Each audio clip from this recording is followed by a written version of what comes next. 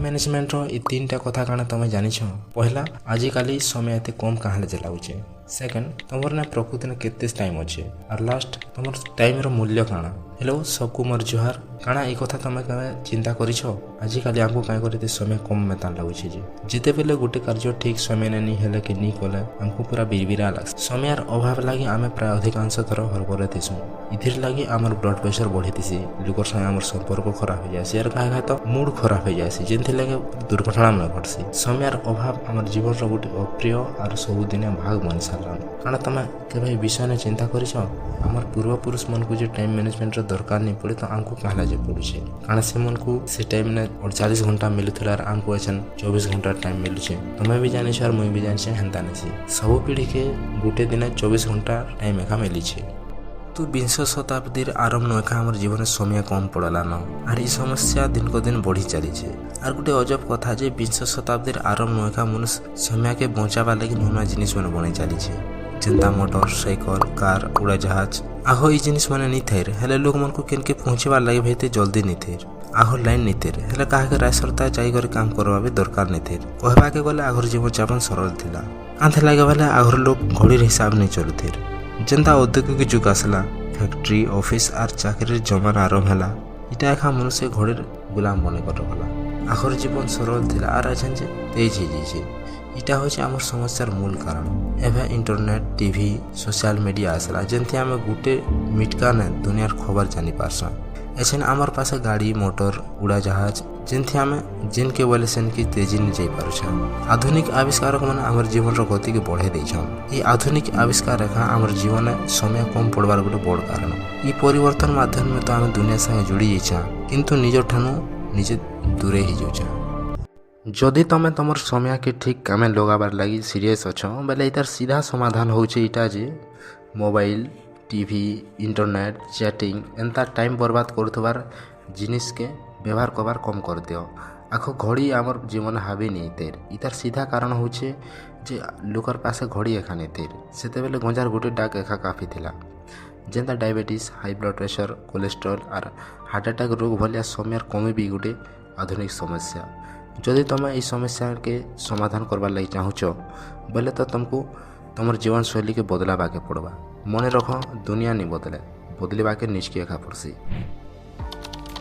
2 number कथा होचे तमर पास प्रकृति ने केते टाइम अच्छे। विधाता काहे के सुंदर बनेछे तो काहे के कम दैछे, काहे के बुद्धि जह दैछे तो काहे के कम, काहे के धन संपत्ति जह दैछे तो काहे के कम दैछे, किंतु समय से सबके बराबर दैछे।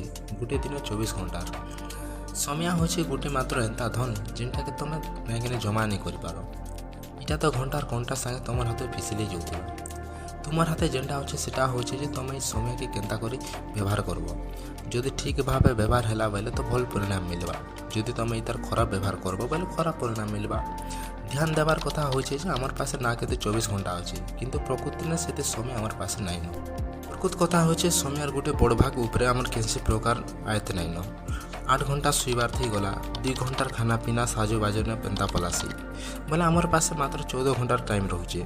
अलगा हिसाब ने बुझला जीवन में मात्र 58% समय हमर आयते थीसी और 42% समय हमर आयते नहीं थे। सुविधा ने बुझले 40% हमर आयते नहीं था और 60% आयते थीसी। समय गोटे मूल्यवान कारण प्रकृति ने दुनियार गोटे मात्र एंता जिनिस जेंटा सीमित अच्छे।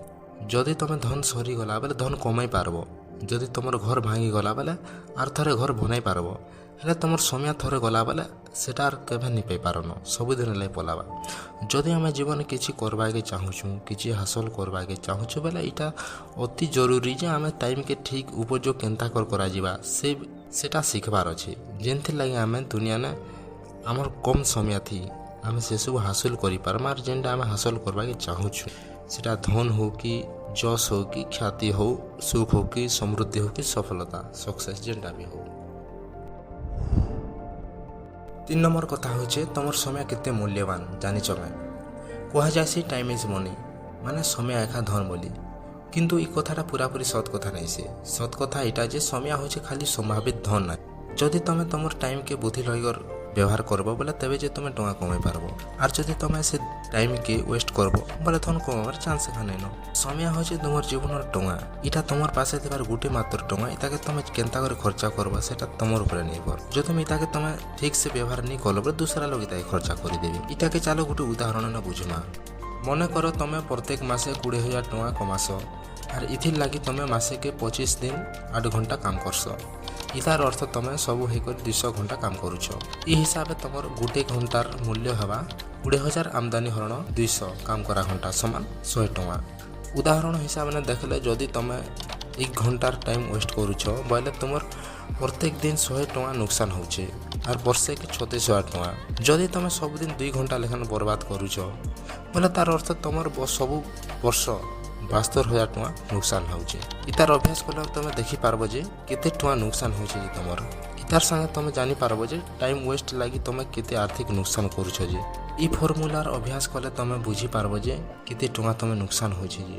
ইতার সঙ্গে তুমি জানিপারব যে টাইম ওয়েস্ট লাগি তুমি কেতে আর্থিক নুকসান করুছ, হেতকে তুমি টাইম ওয়েস্ট নি করন। এই ফর্মুলাকে থরে বাহার করে দেখ, তোমার জীবনে চমৎকার পরিবর্তন আসবা। তুমি সময়ের ব্যবহার বিষয় নিয়ে সচেতন হয়ে যাব। তুমি টাইম ওয়েস্ট করবার বন্ধ করিদেব। তুমি টাইম কেনতা করে ভাল হিসাবে তার উপযোগ করা যা সেটার উপায় নুরব। তুমি কম সময় কেনতা করে যহ কাম হেবা সে উপায় খুঁজব। ইসবু ঘটবা হেতকে, কারণ বর্তমান তুমি অনুভব কলন যে তোমার কাজের প্রত্যেক মিনিট কেতে মূল্যবান যে, আর তুমি ইটাকে ওয়েস্ট করে নিজের লাইফ কেতে আর্থিক ক্ষতি করছ যে।